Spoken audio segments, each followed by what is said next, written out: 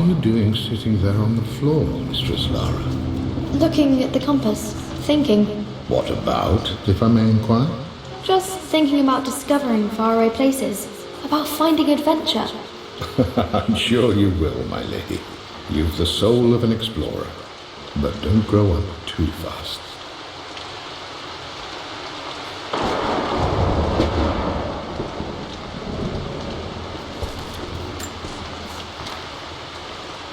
The offer came in the post last week, and I still haven't told Richard. He flew ahead to Tibet, where I will meet him shortly. I never told him I was submitting my work. Never thought there was a chance of being accepted. But a gallery tour is not something I can pass up. The show will take me away from England for over a year. I'll begin in New York and travel across the United States and, oh God, I'm giddy even writing these words. When Richard and I were married, I was prepared to relegate my painting to a hobby, but it was Richard who objected, who gave me my atelier and studio. Without that support, I might still be painting boring landscapes. Now I can't shake the foolish sensation that leaving would be a betrayal. He will laugh at that and insist I accept, even though I know it will break his heart to be apart. He never once asked me to sacrifice any part of my life for his. I have, of course, in 1,000 small ways over the years, but he would never ask. The discussion can wait, and I will join him in Tibet. I won't cast a shadow over his find. I will be by his side in his triumph, as I know he will stand by my side, in time.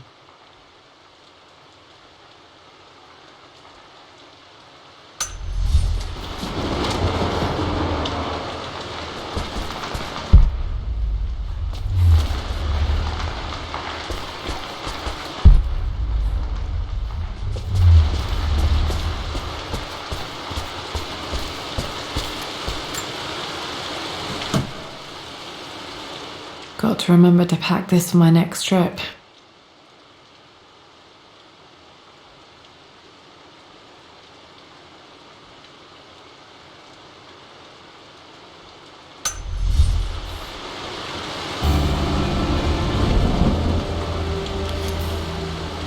Should be able to explore the dark now.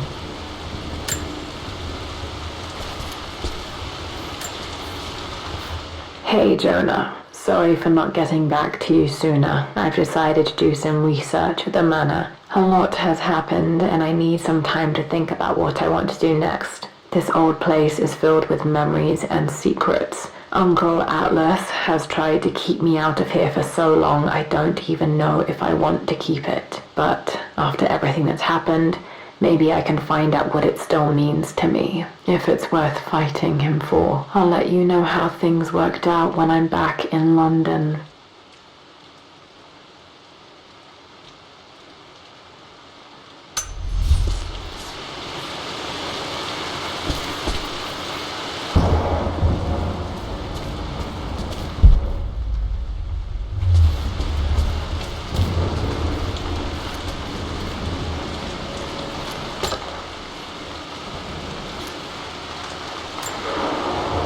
Another one of Dad's immortality artifacts. I think Roth bought this for him from a trader in Greece.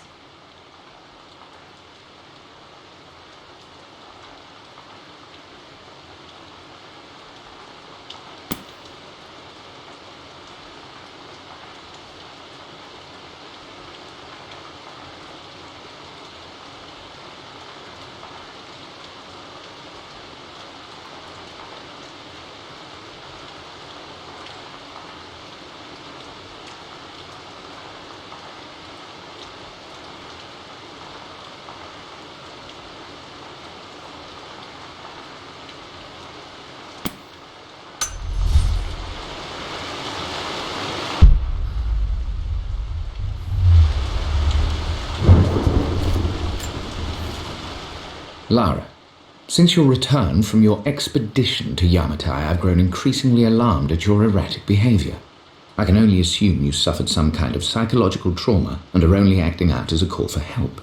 I want you to know that I hear you Loud and clear.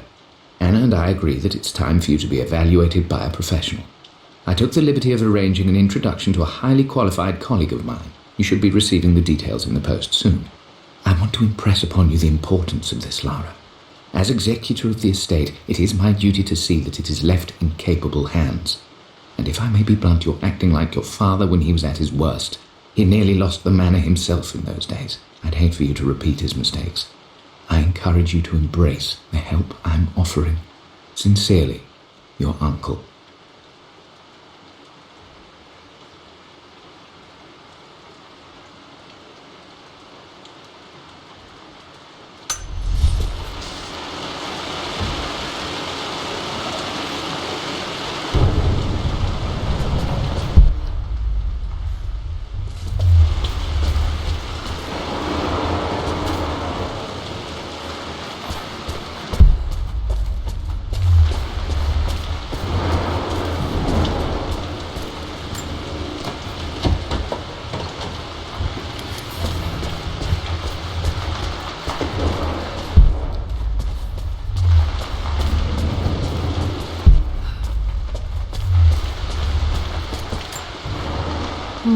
Not sure. I really need to brush up on my ancestors one of these days.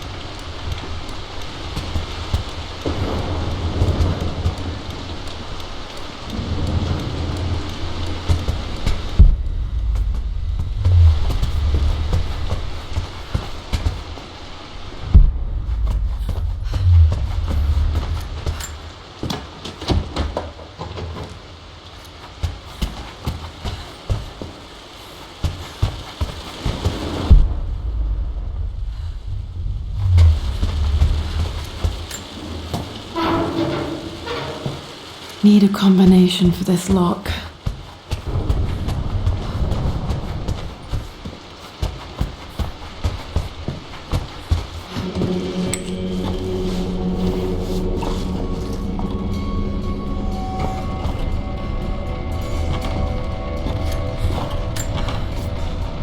Amelia, the news has reached Mother.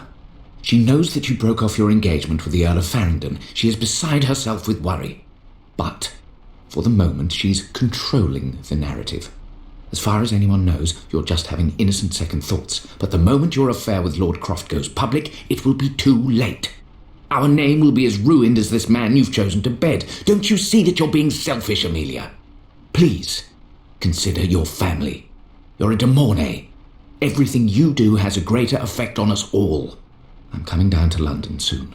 Don't do anything rash until we have a chance to talk.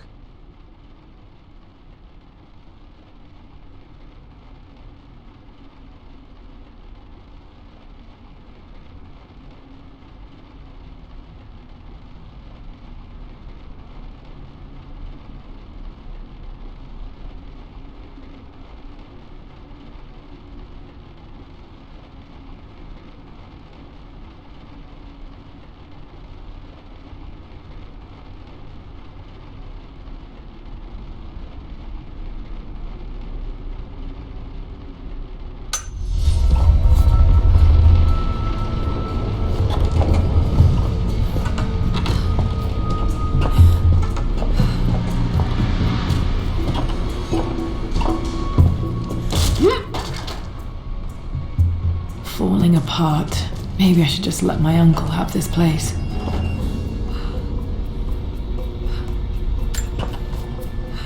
They say a good test of a relationship is how well you travel together.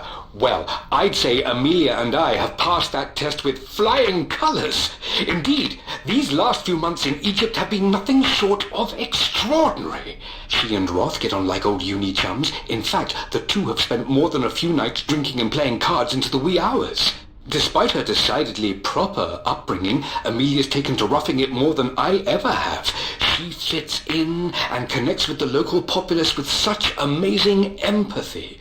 Because of her, I've had a bit of an unexpected breakthrough in my research.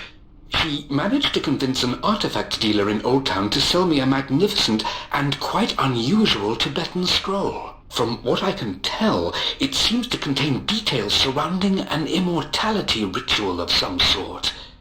I think it's time for me to take the next step with Amelia. In fact, I don't think I can wait any longer. I will ask for her hand tomorrow in the bright Egyptian sun amidst the dust and ruins.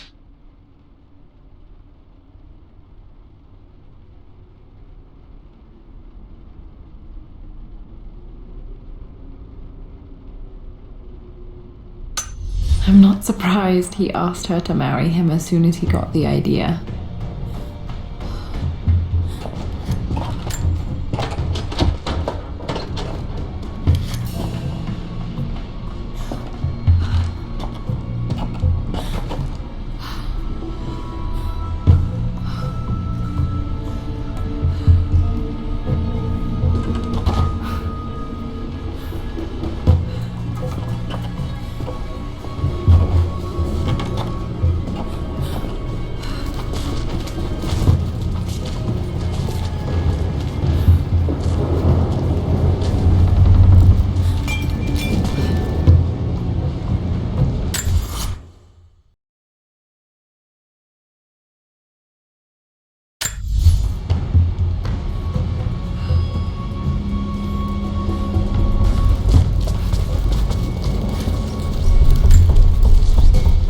Amelia, I know we have had our differences in recent years.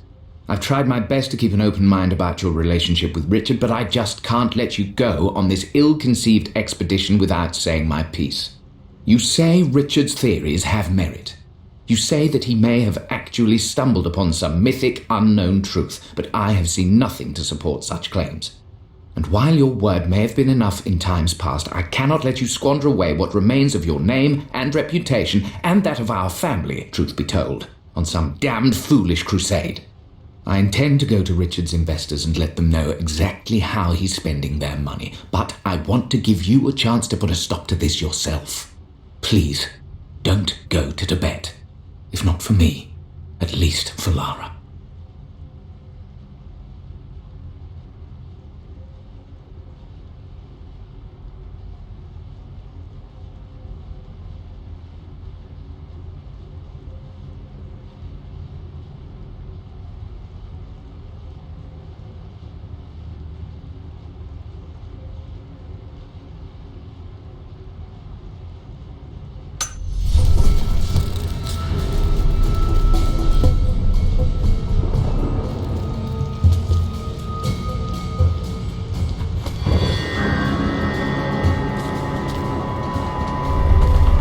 Just as creepy as I remember.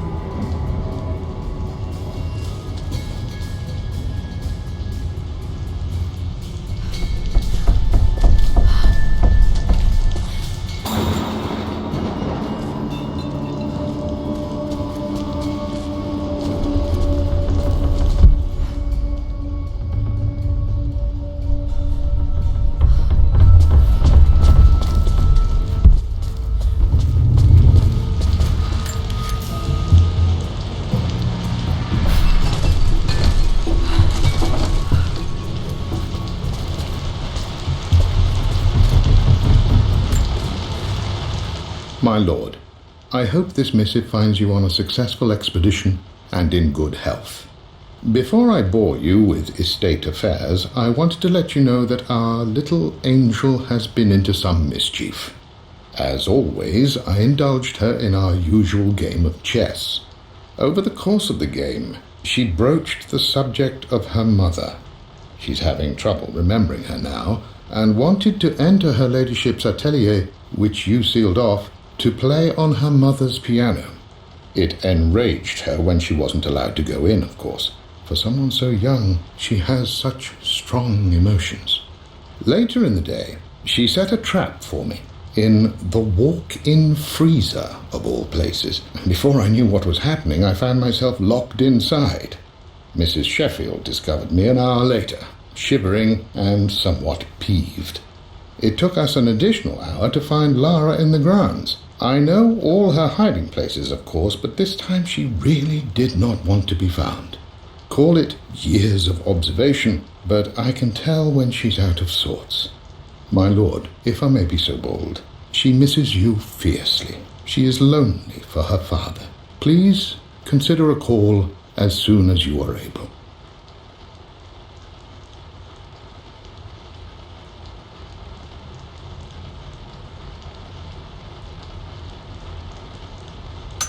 Poor Winston. I remember being so angry. He was always so patient with me.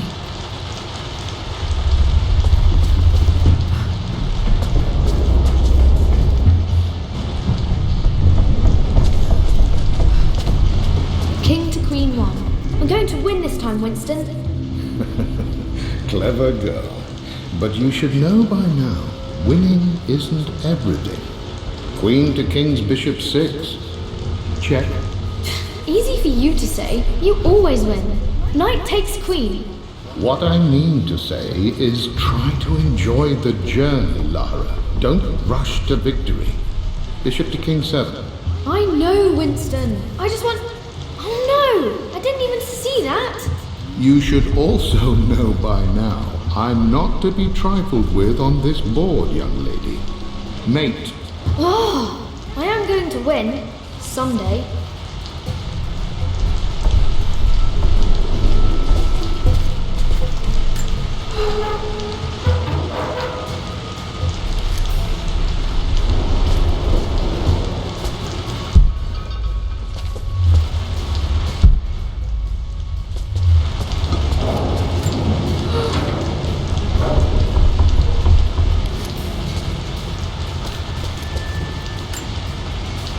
I would play chess with our old butler Winston on this board. Never could beat him.